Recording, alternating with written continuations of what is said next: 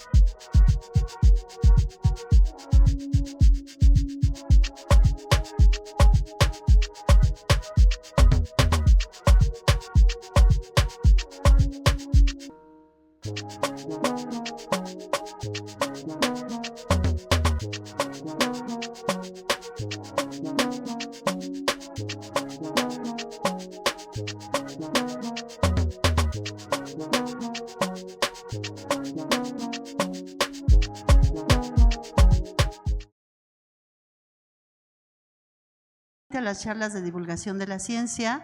En esta ocasión estamos transmitiendo desde el Centro Cultural de la UAM Xochimilco en el entorno de lo que es el Tiempo de Libros, una actividad organizada por la Coordinación de Extensión Universitaria, la Librería Luis Felipe Bojalil y la sección de producción editorial de la coordinación. Y bueno, quisimos aprovechar la oportunidad de estar en este entorno para hacer nuestra transmisión. En esta ocasión hemos invitado al maestro Roberto Constantino Toto, querido amigo, buen investigador y un apasionado de saber qué pasa con la crisis del agua en México, y casualmente acaban de empezar unas super lluvias que están poniendo en crisis a esta ciudad. Bienvenido, Roberto, gracias por aceptar la invitación para tener esta charla. Siempre, porque la iniciativa es muy buena.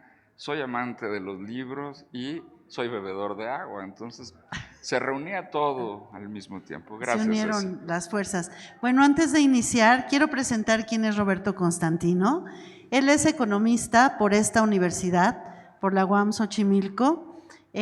También es especialista en políticas públicas y política de ciencia y tecnología. ¿Y realizaste estudios en Corea del Sur? ¿Hasta allá te fuiste? Hasta allá, mero. Pues nos tienes que decir que aprendiste allá.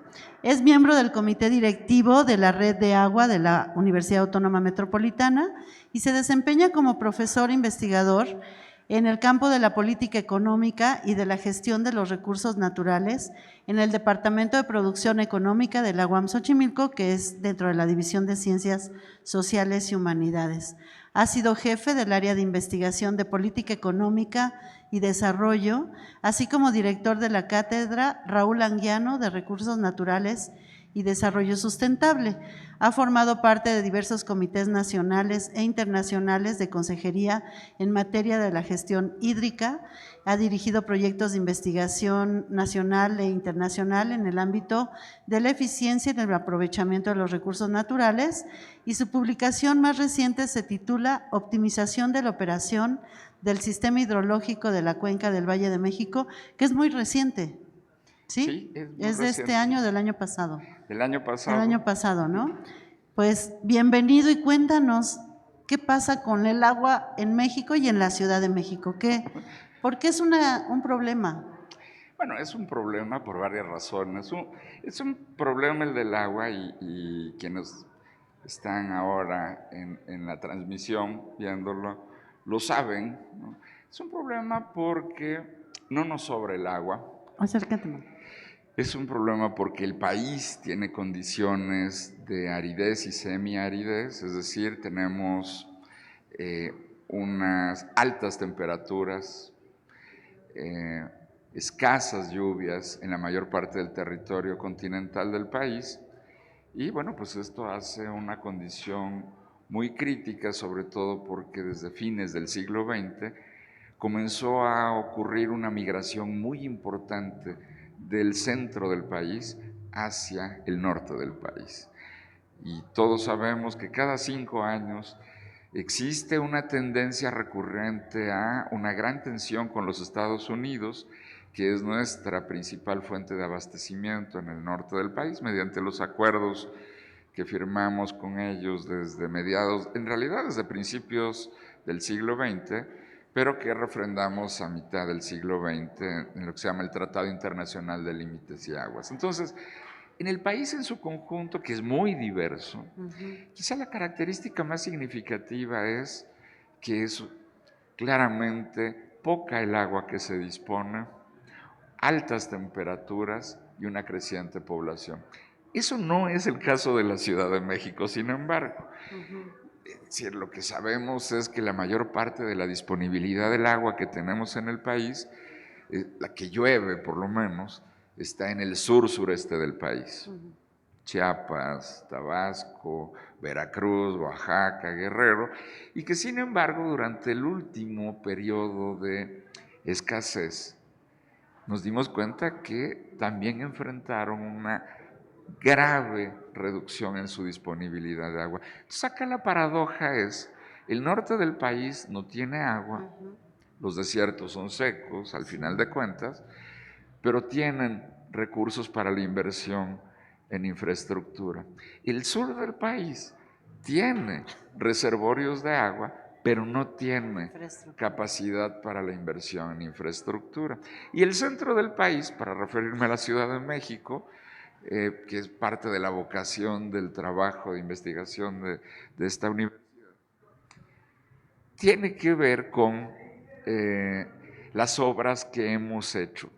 Se ha puesto de moda desde hace relativamente poco comparar el nivel de las lluvias que ocurren en la Ciudad de México con las de Londres. Se puso de moda porque efectivamente el régimen de lluvias de donde proviene la mayor disponibilidad del agua que tenemos es muy parecido. Para ponerlo y darles una idea, el volumen promedio diario que le llueve a la Ciudad de México, es un promedio anual, claro, son de suministro, es de aproximadamente 2.680 millones de litros al día. El de Londres son 2.600 millones de litros al día.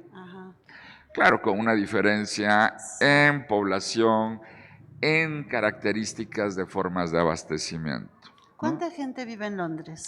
En la zona metropolitana estamos hablando de una proporción equivalente, bueno, después del Brexit habría que hacer los ajustes, pero es una población cercana a los 4 millones. ¿Y aquí somos? Y estamos hablando que en la cuenca, que incluye no solo a Ciudad de México, sino una parte del Estado de México, un segmento de Hidalgo, por ejemplo, tenemos una zona conurbada superior a los 20 millones. Entonces, con una condición diferente, una parte del abastecimiento del agua en Londres proviene del río Támesis, que tienen a un lado, y la nuestra no. La nuestra proviene predominantemente de pozos subterráneos. Y una tercera parte proviene del sistema Cutzamala, del que todos hemos escuchado desde hace un tiempo para acá, porque la reducción de lluvias que se ha enfrentado en el país y que particularmente fue bastante dura en las partes altas del estado de Michoacán y el estado de México, que es donde acumulamos el agua para traerla a través del sistema Cutzamala a la Ciudad de México, bueno, pues tuvieron una reducción en su disponibilidad. Un ejemplo de todo esto era el nivel que alcanzó a tener hasta hace relativamente poco la presa Miguel Alemán, la de Valle de Bravo, ¿no? Que se redujo a niveles en los que muy probablemente no hubiera podido ya suministrar de tan bajo que era el nivel. Pero tenemos esta misma circunstancia en Cuitzeo, en Michoacán, es decir, en muchas partes del país. Entonces, tenemos poca agua en el país en su conjunto, tenemos una población que ha crecido, una actividad económica que se ha distribuido y ha crecido, y tenemos que ser muy cuidadosos. Pero solemos hablar de crisis y mira, cuando uno habla de los asuntos del agua y se refiere a la crisis, parece que hay un sobrentendido en el sentido de que la crisis se refiere a que no sale el agua en las llaves en nuestros hogares. El caso de la Ciudad de México, te decía hace un momento, Ceci, es diferente al del resto del país. Y el país en su conjunto se comporta como el resto del mundo, digo, no somos una especie extraña en la fauna. La mayor cantidad del agua que empleamos proviene de las lluvias, de los periodos de huracanes, de los ciclones que periódicamente llegan al país. A diferencia de otros lugares en los que la mayor parte de las fuentes de abastecimiento provienen del deshielo de altas montañas, no, en nuestro caso proviene del nivel de las lluvias. La mayor parte que podemos aprovechar, no todo el agua que llueve, la utilizamos. Aunque se llene nuestro corazón de alegría por ver llover en la Ciudad de México, no toda esa agua que nos llueve la podemos utilizar. Por varias razones. La primera es porque no tenemos necesariamente la infraestructura para poder aprovecharla. Entonces, y me voy a referir a eso, porque la de la Ciudad de México es una condición paradigmática. Entonces, y nos comportamos como país, como el resto del mundo. La mayor parte de los recursos de agua dulce los usamos en el sector agrícola, una segunda proporción en la actividad productiva y una tercera fracción, no muy diferente de la otra, en el abastecimiento al servicio público, entre otros los hogares. Pero el caso de la Ciudad de México está al revés que el resto del país. Aquí el principal volumen de agua que se emplea es para la población. Y en segundo y tercer lugar, para actividades, digamos, productivas en el sector agrícola y de los servicios, porque en su momento se decidió sacar las industrias de la Ciudad de México. Claro, pasaron solamente a un lado al Estado de México y seguimos usando la misma cuenca. Entonces, el caso de la Ciudad de México es paradójico. Por eso hablar de crisis nos obliga a tener que definirla. ¿Qué es la crisis del agua en la Ciudad de México, que puede ser en algún sentido diferente a la que se enfrenta en el resto del país? Claro. Es decir, la Ciudad de México se ha considerado que tiene un equilibrio relativo de agua a lo largo de los años, en buena medida por las obras de infraestructura que se construyeron, que son una paradoja. Si ustedes lo consideran así, pueden hacer una exploración ahora por internet, pueden darse cuenta cómo ha cambiado el paisaje que nos rodea. La Ciudad de México está asentada en lo que era una cuenca, ¿sí? Lacustre, es decir, una cavidad con lagos que no tenían salida. Convertimos, sin embargo, en una lógica de interpretar la protección y la seguridad de la ciudad, convertimos una cuenca que no tiene salida en un valle. Hicimos perforaciones para sacar el agua de la cuenca, por varias razones. Porque efectivamente el régimen meteorológico de la Ciudad de México lo que nos indica es que a la ciudad nunca le falta el agua. Si le echan una ojeada a la prensa más reciente, podemos darnos cuenta que Chalco está inundado, que se inundan las partes del norte del periférico, que se inunda la Ciudad de México. Y esta ha sido en realidad, el gran problema de la ciudad. Nunca que falte, siempre sobra el agua. Y en esa medida hay que entender también esta idea de por qué convertimos una cuenca en un valle desde hace 500 años. Ay, eso te iba a decir. Todavía en la Ciudad de México, aquellos que tengan la oportunidad de hacerlo, pueden darse una vuelta al viejo casco histórico y van a encontrar en los viejos palacios virreinales marcas de cuáles eran los niveles que alcanzaban las inundaciones, que no duraban un día o 2 días o una semana, duraban años. Sí. Efectivamente, en su momento se diagnosticó, estamos hablando del siglo XVII, que había que proteger a la Ciudad de México. Y la forma de protegerla tuvo que ver con un debate de lo más interesante, es decir, un debate en el que al final estuvieron confrontadas dos visiones. Una, promovida por Adrian Booth, un holandés, con una cultura de convivencia con el agua de forma diferente a la tradición española. Una tradición española que no tiene agua. ¿No? Por eso no se bañaban. La propuesta de Booth era reconstruir parte de los diques que se habían fracturado durante la guerra de conquista, ¿no? Que en realidad fue una batalla naval, nomás para corregir algunos libros de texto, y convivir con el sistema lacustre, un sistema de 7 lagos que iban desde Jaltocan en el norte hasta Jico en el poniente. Bueno, la Ciudad de México se asienta históricamente en terrenos del sistema lacustre. Bueno, la otra visión, la de un italiano, Enrico Martínez, con esta cultura que emergía después, durante el Renacimiento, combatiendo los momentos de la peste negra, era de higienismo. Efectivamente, aquellos que hayan tenido la oportunidad de convivir o vivir cerca de lagos, son aguas que no se mueven, son aguas a las que llamamos lenticulares, que despiden olores desagradables porque hay descomposición de materia orgánica. Y la idea en ese momento de la evolución de la ciencia era diagnosticar que la enfermedad provenía de los malos humores.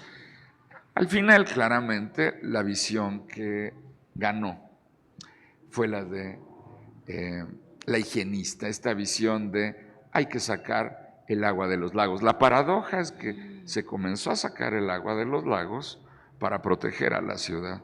Qué cosa tan interesante. Había que proteger a la ciudad. El primer trazo, el primer túnel de drenaje, que no era un túnel, pero sí era un drenaje, era algo que se llamó el Tajo de Nochistongo. Iba a ser un túnel, pero se derrumbó y quedó el canal a cielo abierto. Y sobre ese mismo trazo hemos construido desde hace casi 500 años las mismas líneas de drenaje que sacan el agua de la ciudad para proteger a la ciudad. Primero, con Porfirio Díaz, nos dijo, con el gran canal de desagüe, nunca más se va a volver a inundar la ciudad. Se volvió a inundar la ciudad. Después, ya entrado el siglo XX, a principios de la década de los 40, se construyó el drenaje profundo y nos dijeron, nunca más se va a volver a inundar la ciudad. Se siguió inundando la ciudad. Después nos dijeron, mucho más hacia fines del siglo XX, cuando construimos los túneles emisores Oriente y Poniente, nunca más se va a volver a inundar la ciudad. Entonces no sabemos explicar lo que le pasó a Chalco ayer, por ejemplo. Entonces, seguimos sacando. ¿Qué tan importante es eso? Bueno, con todo el agua que se ha desalojado del drenaje, formamos una cuenca nueva en Hidalgo, en el Mezquital. Una cuenca que volvió, aquellos que disfruten del cine lo pueden ver, una buena parte de las imágenes bucólicas en el cine de oro mexicano, de páramos yermos, están filmadas en el Mezquital. Era tierra poco productiva y convertimos, por vía de los hechos, un páramo yermo en una región altamente productiva agrícolamente por el enriquecimiento de las aguas prácticamente crudas que se vierten De aquí para en allá. esta parte de la ciudad. Por un acuerdo del general Cárdenas cuando era presidente, las aguas que desaloja la ciudad no le pertenecen a la ciudad, sino al estado de Hidalgo. Por eso, en este último momento de buscar alternativas para traer agua a la ciudad, dijeron, hay que traer agua del Valle del Mezquital, y dijeron, no. Bueno, Claro. ¿qué es esta idea? Este fue un patrón cultural que se mantuvo a lo largo de los años. Había que proteger a la ciudad de las inundaciones, pero no fue el drenaje lo que extinguió la zona lacustre. En realidad, a mediados del siglo XX se decidió, bueno, si con los drenajes no podemos sacar el agua que pone en peligro durante cada periodo de lluvias a la ciudad, hay que entubar los ríos. Y comienza en la década de los 50 del siglo XX un proceso para entubar los ríos. Claro, la Ciudad de México hoy tiene debajo del asfalto una veintena de ríos vivos que están entubados. Algunos los pueden ver, como ese camellón que está en el viaducto, son los tubos que desalojan al río Becerra. Que por cierto, déjame decirte algo. En ese entubamiento, en la parte superior se hizo un proyecto muy bello que se llama el Ecoducto. ¿Lo conoces? Sí. Donde se rehabilitaron, se hicieron humedales para aprovechar ese cemento, pero lo hizo un proyecto de un alumno de nosotros de biología, Alejandro Alba. Sí, claro. Es un proyecto interesante. Y de hecho venimos trabajando en un proceso de rehabilitación. Porque hay ciudades en el mundo que decidieron cambiar sus planchas asfálticas para recuperar sus vocaciones hídricas. Seúl, Suecia. Vamos, una cosa es que no ganemos medallas en las Olimpiadas, pero nada nos impediría ganar alguna. Lo mismo, es decir, nada nos impide. El país dispone de la base científica y tecnológica para poder reconvertir eso. Y la UAM, desde la UAM, hay trabajos de rehabilitación, como el del Gran Canal, por ejemplo, a cargo de la División de Ciencias y Artes para el Diseño. En fin, total que en esta historia, la gran paradoja, y por eso quería citar el entubamiento de los ríos, ¿sí?, siempre se hizo con el afán, o al menos eso es lo que nos dijeron, esa fue la narrativa que se construyó, de proteger a la ciudad. ¿Cuál es el problema? Que todo el agua que llueve dentro de la ciudad, que se acumula en el drenaje y que se mezcla con los ríos, se desaloja por el drenaje. ¿Y por qué digo que es paradójica la situación? Porque decidimos que el agua que le llueve a la ciudad se vaya al drenaje. Y entonces, para tener agua, tenemos que traer el agua que le llueve a las partes altas de Michoacán y al Estado de México. Más paradojas. Es como... Que esa es la lógica de los sistemas Lerma y Cutzamala. Y sobre todo en esta última temporada, el Cutzamala que se hizo tan famoso. Bueno, en realidad lo que significa Cutzamala, y hay muchas formas de interpretarlo, es traer el agua de lluvia de partes lejanas porque nosotros decidimos que el agua que nos llueve a nosotros es basura, punto. Con un gasto energético porque hay que subir el agua en una pendiente superior a los 15 grados, 420 metros por lo menos, para pasar las sierras que nos permitan bajar por gravedad. Es como absurdo, ¿no? Bueno, es una paradoja. Y el asunto es que eso fue una hipótesis que se enquistó. Tratando de resolver el problema de las inundaciones, ¿sí?, se enquistó esta práctica. Y hoy resolvemos todo con los trasvases. Lo mismo en la crisis más reciente de Nuevo León. No tiene agua Nuevo León, hay que llevarle agua de Veracruz. ¿Qué parte no se ha entendido de que no está bien? Y no está bien por varias razones, porque generamos un gran costo social y ecológico en las regiones de donde extraemos el agua. Pongo un ejemplo, porque mi visita más reciente a la unidad Lerma, por un proyecto que tenemos de incidencia desde la universidad, entre la unidad Lerma y Xochimilco e Iztapalapa, es justamente la de atender las necesidades hídricas de comunidades en la zona de Lerma, a no más de 2 kilómetros de donde pasan los tubos que alimentan el sistema para la Ciudad de México, pero son comunidades que no tienen agua. Bueno, paradójico. Entonces, generamos además un gran costo. El costo de bombear el agua para traerla, la del sistema Cutzamala, en un año equivale a tener prendida toda la ciudad de Puebla un año. De ese tamaño es la factura de la energía eléctrica para bombear. Pero además, como aprendimos a extraer el agua del subsuelo, la ciudad ha ido perdiendo la gravedad que le permitía desalojar el agua. Hay que bombear el agua para traerla y hay que bombear el agua para sacarla. Entonces, es una crisis por varias razones. La primera es una crisis porque no es sostenible con los recursos del Estado mexicano este modelo de aprovechamiento del agua para la Ciudad de México. No, es una crisis porque además lo que nos dimos cuenta y comenzamos a normalizar sus habitantes es que hoy vemos muchas calles cerradas en la ciudad. Normalmente lo que sabemos es o se demanda justicia o se demanda agua. Hay pocas opciones. Entonces, lo que sabemos es que el agua que se distribuye por los sistemas públicos, el sistema de aguas de la Ciudad de México, ¿sí?, no alcanza para todos. Es decir, podría alcanzar, pero en este modelo el volumen de agua que se tiene no es suficiente para todos porque tenemos algo que se llaman fugas. Como se hunde la ciudad, se fracturan las líneas de agua potable y de drenaje. El último cálculo que tuvimos para 2023 fueron más de 11,300 fugas en la ciudad de diferente calibre, pero a todos nos duele el estómago cuando vemos brotando agua potable del asfalto. Entonces, perdemos agua. ¿Cuánta agua perdemos? Por eso aquí la comparación injusta que a veces se hace con Londres es muy importante. Claro.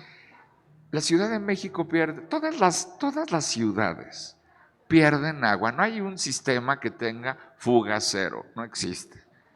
Bueno, Ciudad de México pierde en promedio 35% del agua que entra al sistema, bien por los pozos, bien por los trasvases, en fin.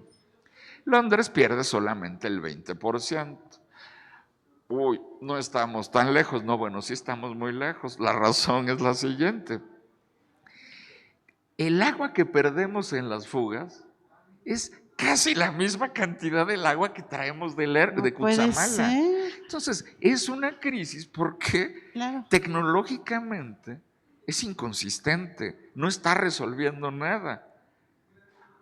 Es una crisis además porque nos acostumbramos culturalmente, quienes habitamos la ciudad, a que el agua no sea suficiente. Ojo, y estoy hablando nada más del volumen, no de la calidad.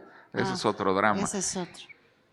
Nos acostumbramos a que no alcance, y como parte del paisaje cultural, no nos son extrañas las pipas, los autotanques, por si hay alguien que nos ve de otro lugar y no entiende el español mexicano de pipas, se distribuyen por autotanques y forma parte de nuestro paisaje urbano.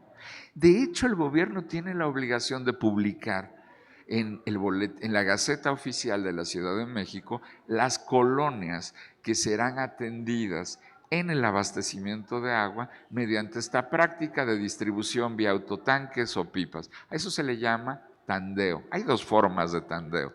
Una es abrir y cerrar la llave de los grandes tubos para interrumpir el flujo. Y la otra, distribuirle el agua a la gente con pipas. Bueno, el número de colonias que tienen que ser atendidas por el sistema de aguas de la Ciudad de México vía autotanques va creciendo entre 2000 y 2024, porque siempre se publican por adelantado. Va creciendo. ¿En cuánto creció? En 80%.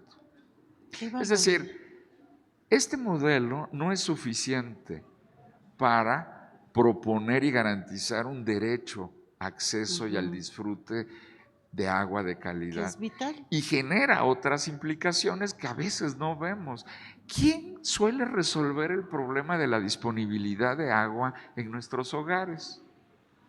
Bueno, esto suele ser una responsabilidad que tiene un contenido de género muy profundo. Son sobre todo las mujeres las responsables de atender y estar al pendiente de recibir el agua que entrega la pipa o hacer las largas filas para recibir el agua. Entonces, sí hay.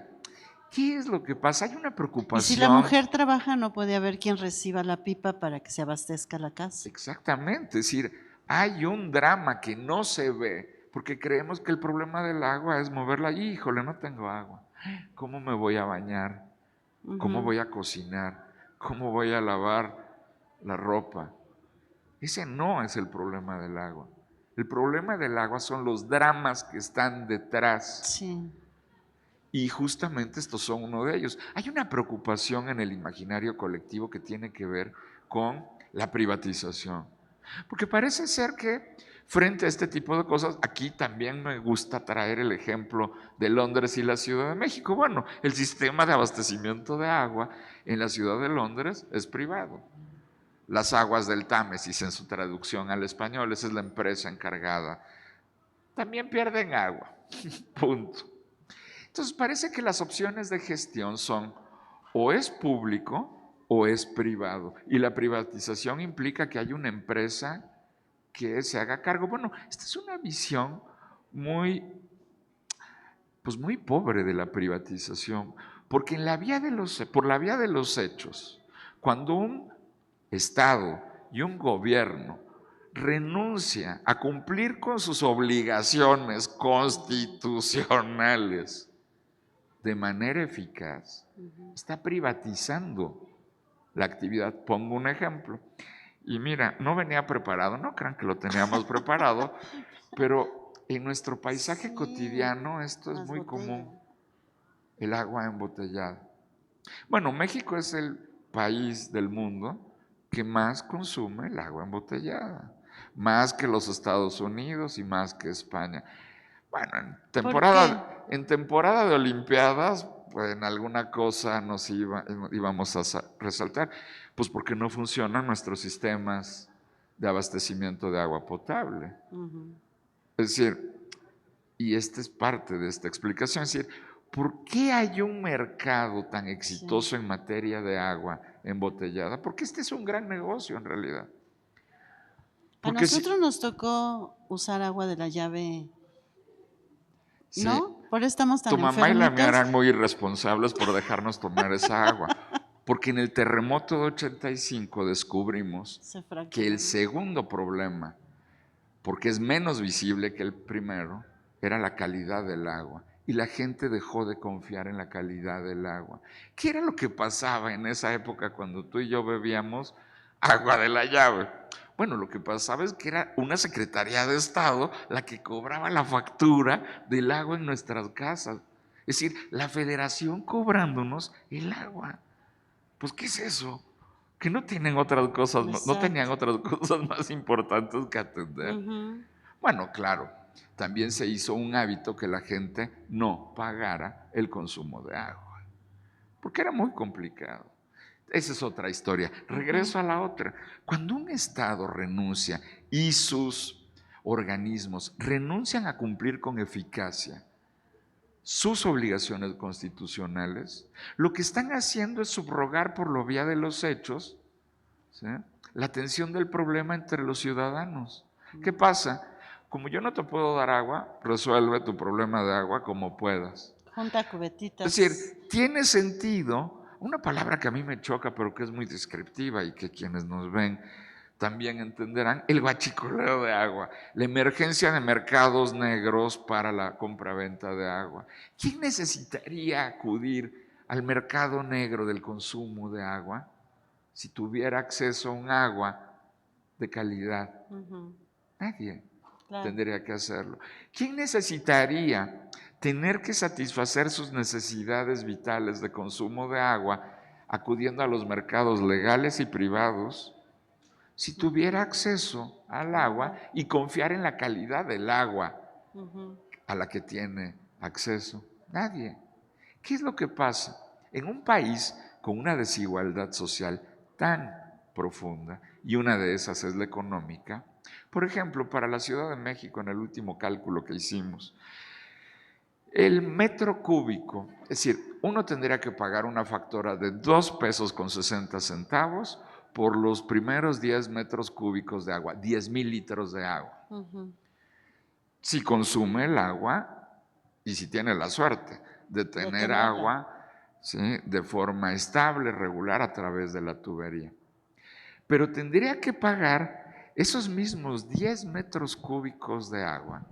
¿Cuánto cuesta una pipa? Bueno, siempre depende de la temporada. Pues estamos hablando en principio en un rango de los 700 a los 1,200 por una pipa de 10,000 litros, que es aproximadamente el volumen que consume un hogar con 5 integrantes. Bueno, estamos hablando de un pago por esos mismos 10 metros cúbicos de entre 700 a 1,200 pesos. Pero los 10 metros cúbicos, cuando uno consume el agua, es el equivalente a gastarse 21,000 pesos. Para ponerlo en perspectiva, más del 40% de la población del país tiene que resolver sus problemas de consumo de agua así. El 40% más pobre. Por eso tuvimos que ir y desarrollar un proyecto en Lerma, porque era terrible que una de las comunidades más pobres del Estado de México, que asienta la región en la que abastece de agua mediante el sistema Cutzamala a la Ciudad de México, no tenga acceso al agua. Entonces genera eso. ¿Quién gana con el resultado de lo que hemos hecho? Bueno, la última estimación de qué tamaño es el mercado privado de aguas nos dice que para 2024 se va a cerrar el año con una utilidad de 1,160 millones de dólares por la venta de agua embotellada. Es decir, no cumplir con las obligaciones genera por la vía de los hechos una privatización. Ahora, por esto es una crisis. ¿Se puede hacer algo? Sí, eso es una crisis. Sí, en el fondo, aunque no lo creas, yo y junto con quienes trabajo somos optimistas. Sí tiene remedio, pero hay que empezar a hacerlo. No es extraño que sean los segmentos más pobres en el país y en nuestra ciudad quienes no tengan acceso a los servicios de agua. Por ejemplo, aquellos de quienes nos ven que viven en zonas altas de la serranía de la Ciudad de México, como Milpa Alta, Tlalpan, o Xochimilco, saben que hay alguna actividad que nosotros pensábamos que formaba parte de los archivos Casasola.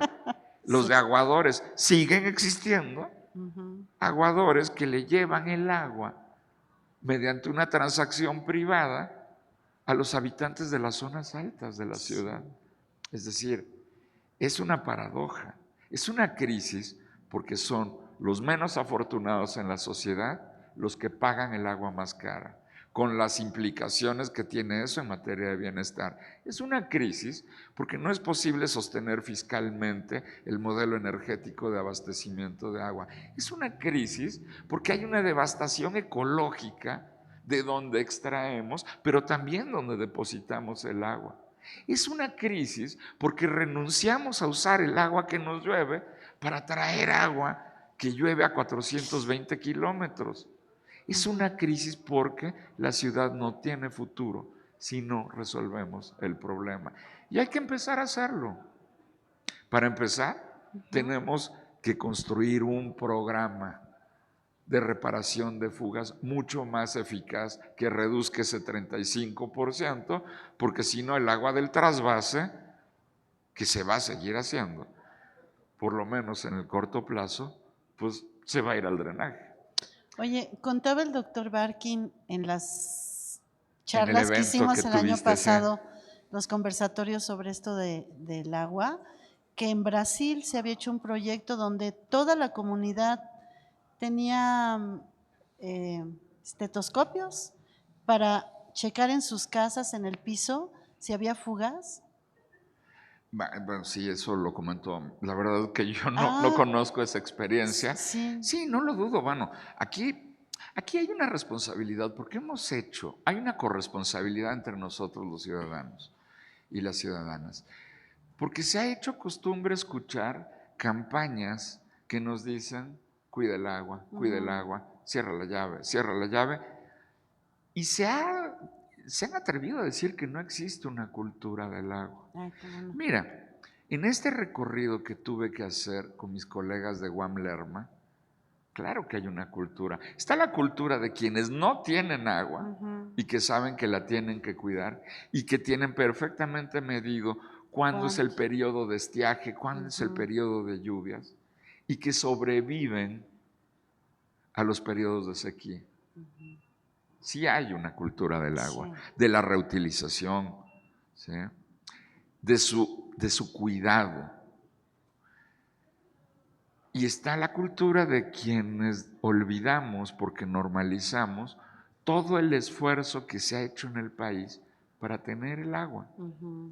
El agua es lo que explica, junto con el desarrollo del mercado de medicamentos y la institucionalización de los programas de salud, el agua es lo que explica que entre principios del siglo XX y finales del siglo XX, la esperanza de vida de la población mexicana pasara de 29 años a más de 70 años. Lo explica la calidad del agua, pero también otro rasgo que revela la forma en la que hemos empleado el agua es que de repente, y me voy a referir a un asunto que pareciera que no, pero sí es un asunto que tiene que ver con el agua, que de repente el patrón de enfermedades y el tipo de mortalidad que enfrenta la población mexicana es una donde hoy la población mexicana predominantemente fallece por motivos de enfermedades no transmisibles, crónico-degenerativas, que parece que son las que nos ponen en términos del primer mundo.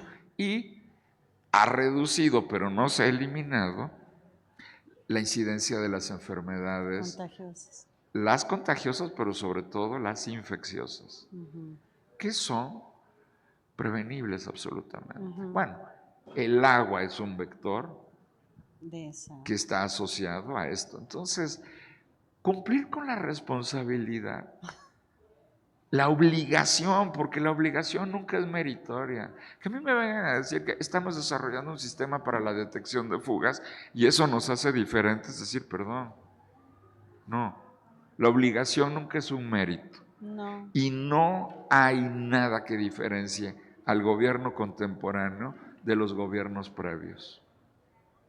Seguimos haciendo las mismas cosas que se aprendieron y es momento de cambiar el guión. No es posible. No es posible que la gente tenga que salir a la calle a exigir agua. No es posible que el número de días que no llegue el agua a los hogares vaya creciendo. No es posible que el número de colonias que tienen que ser atendidas mediante el tandeo vaya creciendo. No, es una crisis la de la Ciudad de México, por todas estas razones y porque hemos renunciado a pensar en las implicaciones sociales que tiene esto. No digo que quien tome las decisiones ahora tenga una visión malévola del efecto pernicioso que... No, pero cuando uno renuncia a pensar en las implicaciones... Te pasmas. No, genera uno un daño adicional. Entonces, es momento de cambiar. ¿Sí tiene solución? Sí. ¿Hay solución? ¿La vamos a ver pronto? No, pero yo espero que como tú y como yo, muchas nuevas generaciones puedan beber el agua de la llave pública. Sí. Ya me dejaste muy conmovida.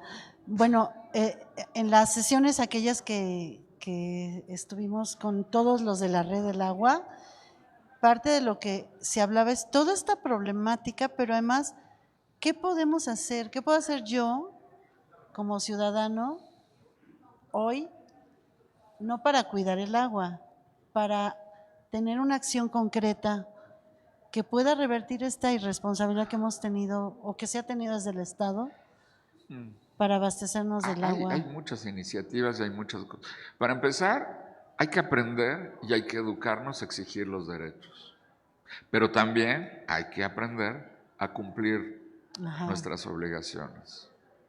Tenemos una obligación de denunciar cuando hay fugas, de exigir estar vigilantes de la forma en la que se atiende. Es decir, también hay que ponerlo en perspectiva. Hacer gobierno en materia de agua no es sencillo. No. Bueno, si no pueden, que se vayan. ¿No? Es decir, hacer gobierno en materia de agua no es sencillo. Tenemos 12,000 kilómetros de tubería en la Ciudad de México.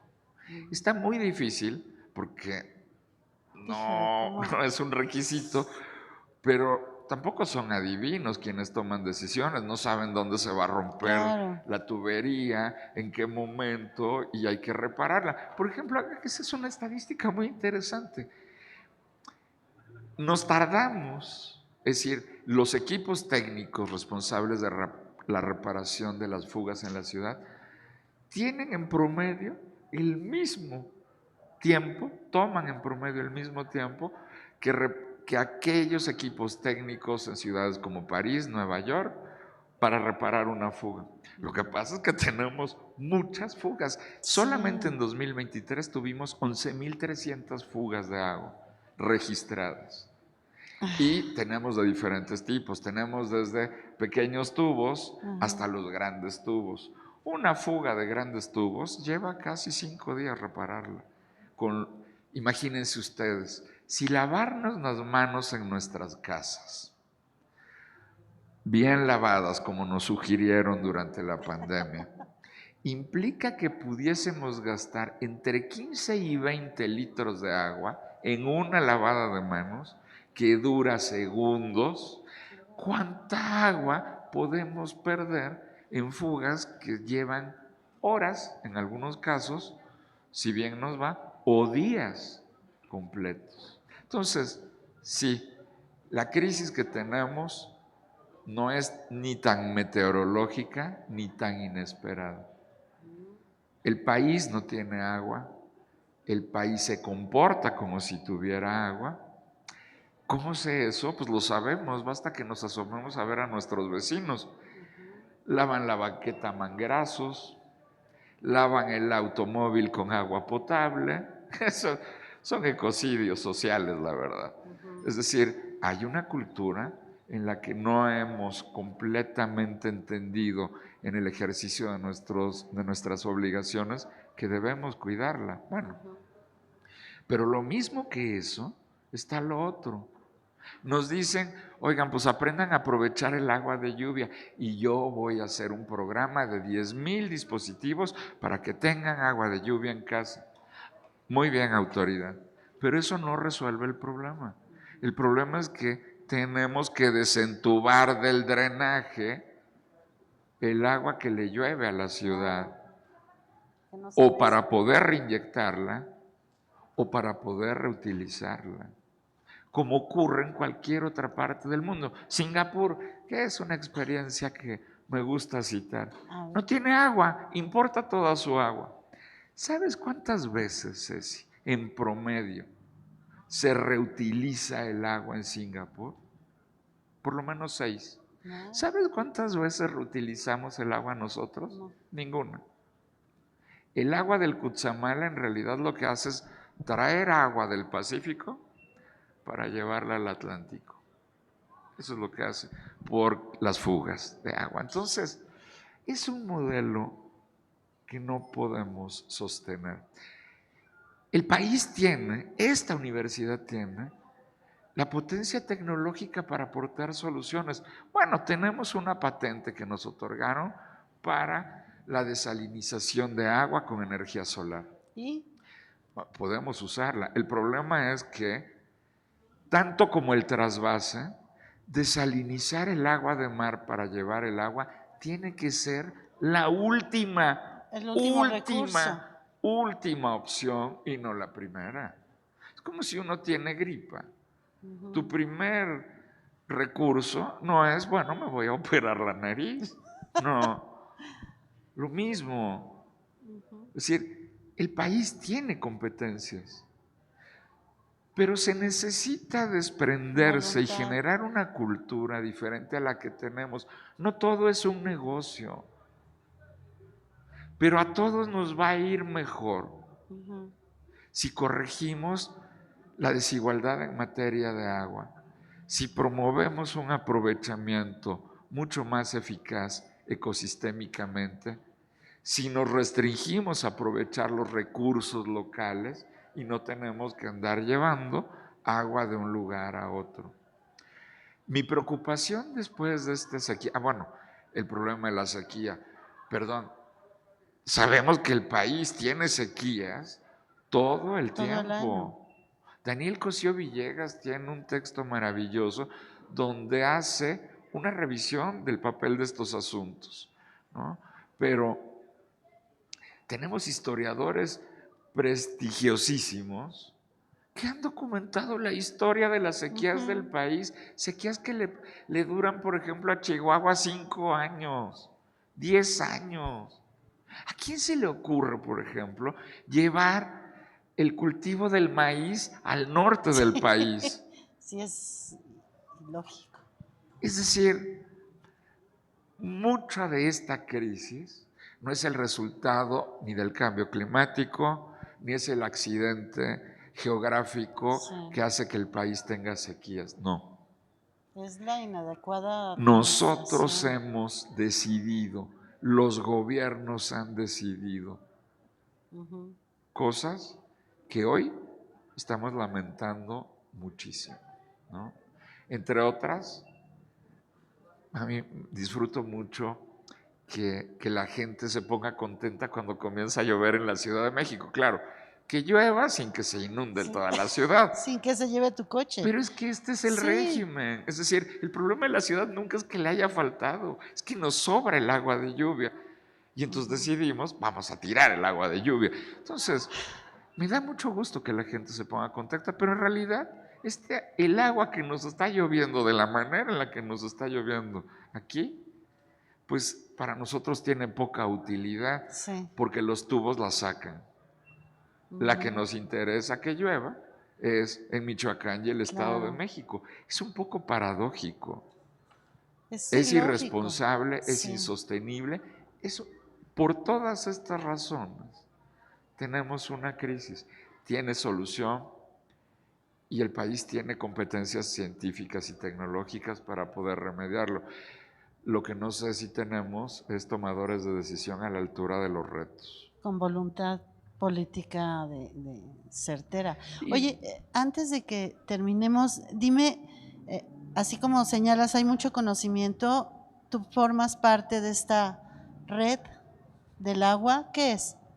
Bueno, la red del agua, gracias Cecilia, la red del agua es que es un esfuerzo impresionante. Cuerpo académico que está integrado por personal académico de la Universidad Autónoma Metropolitana en todas sus sedes, Azcapotzalco, Iztapalapa, Lerma, Xochimilco y Coajimalpa, y que convergen desde diferentes disciplinas, la hidrología, la geología, en fin, la química, la física, las matemáticas, la ingeniería civil, la ingeniería electrónica, la economía, la administración, antropología, sociología, derecho, en fin.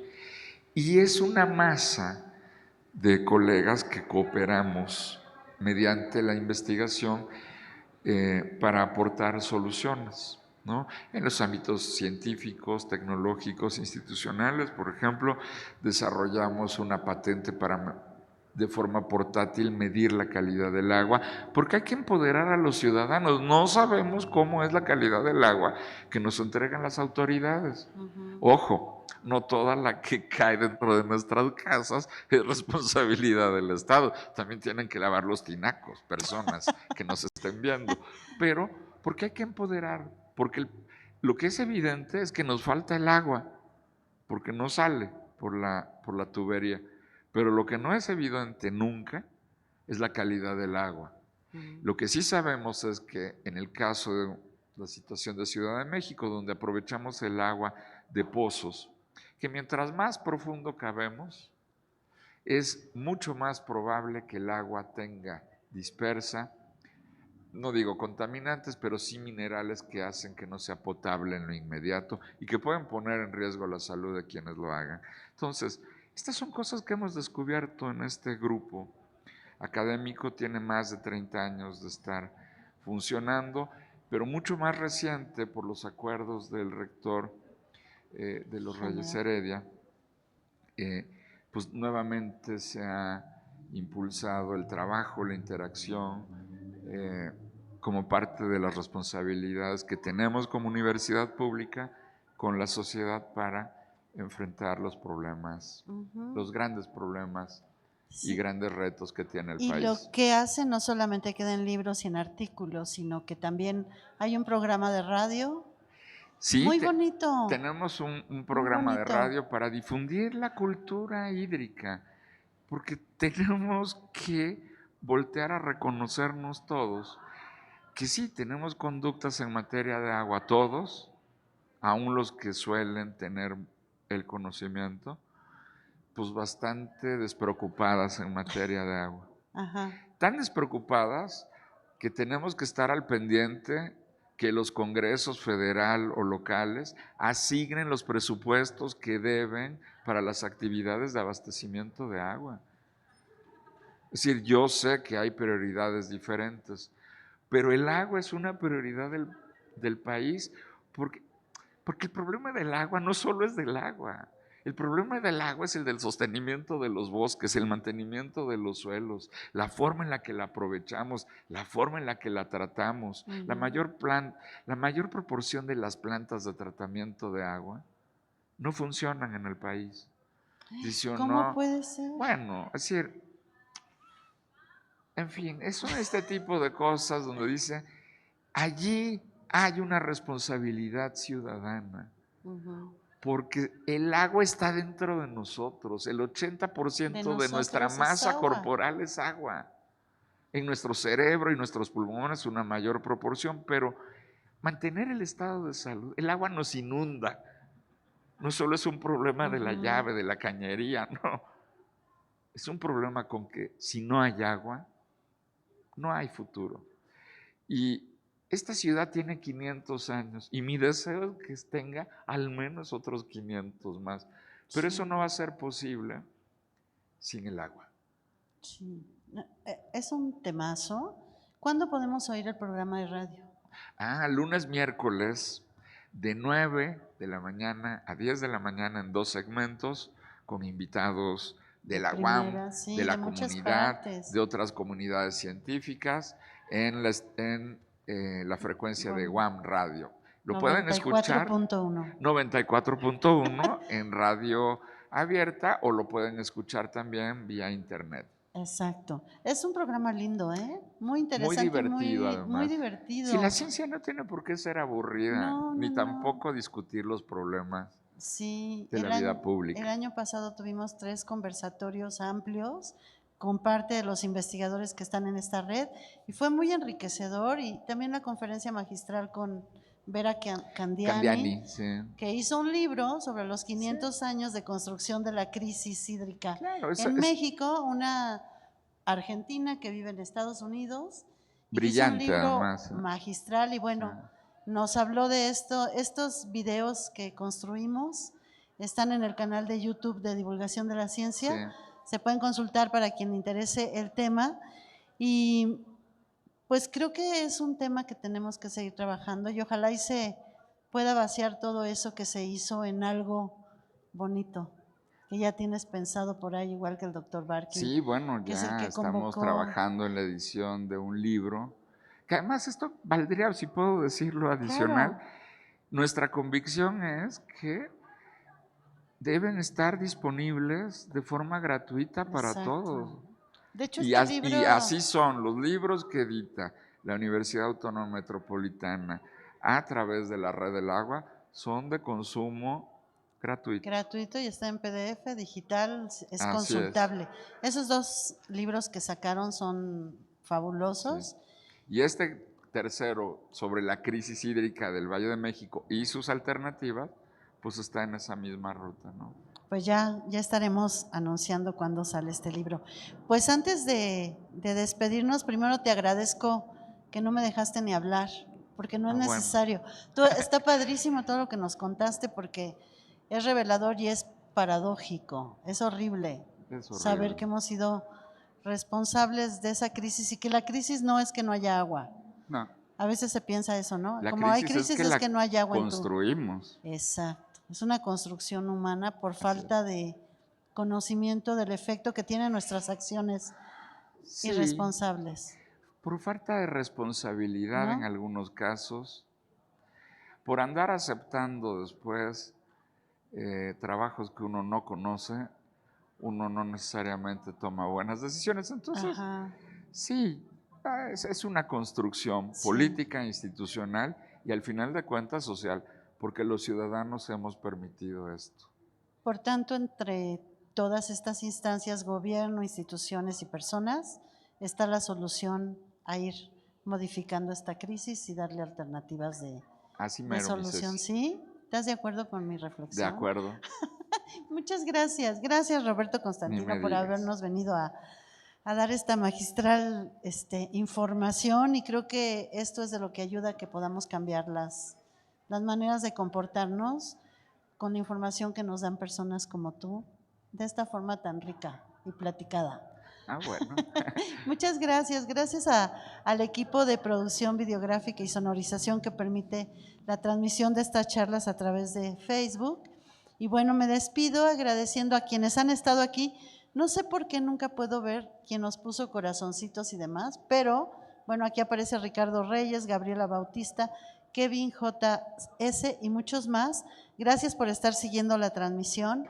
Y bueno, también agradezco al equipo de la librería de Extensión Universitaria que lograron esta semana que hemos estado viviendo con el tiempo de libros, y también a la doctora Marta Isabel Flores, quien es la coordinadora de Extensión Universitaria, a la secretaria de Unidad, la doctora Angélica Buendía, y al doctor Javier Soria López, quien es nuestro rector de la Unidad Xochimilco, por propiciar estos eventos y todo lo que hacemos en la coordinación de Extensión Universitaria y de divulgación en la ciencia, y sobre todo a mis chicos de Servicio Social, Ricardo, Karina y todos los que están involucrados para hacer la difusión y la transmisión de estas charlas. Muchas gracias y los espero el próximo jueves a la 1:30, donde hablaremos de otro fenómeno que es la movilidad en la Ciudad de México.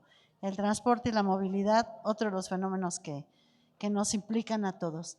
Muchas gracias y nos vemos pronto. Hasta luego. Buenas tardes. Gracias, Roberto. Gracias, Ceci.